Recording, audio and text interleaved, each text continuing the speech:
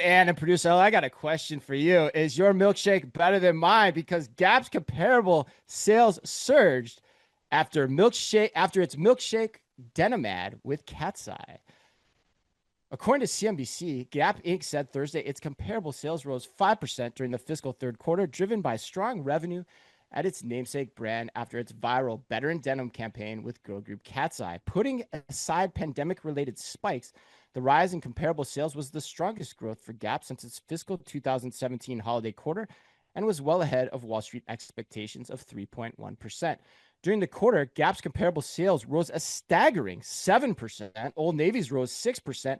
Banana, yes, Banana was up 4%, while Athleta's comps, yeah, they kind of were still not very good. They were still down 11%. And has Richard Dickson, officially righted the ship at the Gap? Well, it's not surprising to me that as a former CEO of an entertainment company that he is making the Gap entertaining again. He's got Gen Z talking about it. Millennials are talking about it. Gen Xers are even nostalgic for the Gap of old.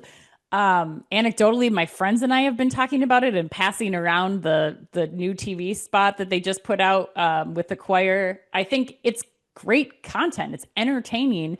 But now, what will that mean for getting butts in Gap denim? That's the question that I have because I think it's piquing a lot of curiosity.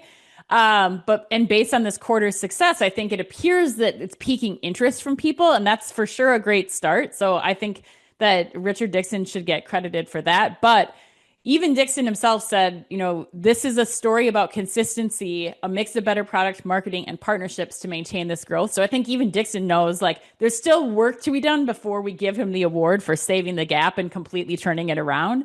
But I do think that this is a good start. First you have to tell people that you exist again.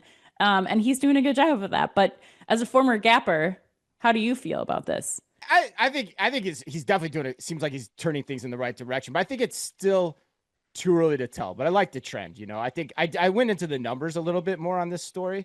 I looked at their 2-year stacks for the last 3 quarters. Q1 it's +5, Q2 +4, Q3 +6.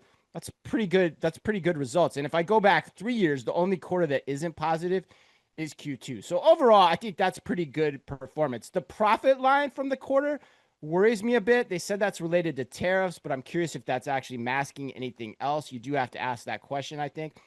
And the other thing I worry about, and you kind of alluded to this too, is the flashy marketing. Marketing's one thing, but you have to get the product right too. And both are hard to do and get right year over year. Marketing can spur you to buy once, but can it spur you to buy it that second time? So when you get that butt into the denim the first time, do you like it enough to want to come back? Because that flashy marketing is not going to get you back the second time. So, but to me, when I look at the financials, the proof will be in the pudding following Q1 of 2026, because that looks like the big comp hurdle in the numbers. Like if you can get that again, you can show a positive comp in the first quarter, then yeah, I'm going to give him the official "you've turned this company around" award, and you're doing a great job seal of approval. All right. Well, hopefully it's a happy holiday for Gap. Otherwise, I don't know. I don't know what's next. I don't know who can save you when it comes to these celebrity spots, but yeah, gotta have the product down.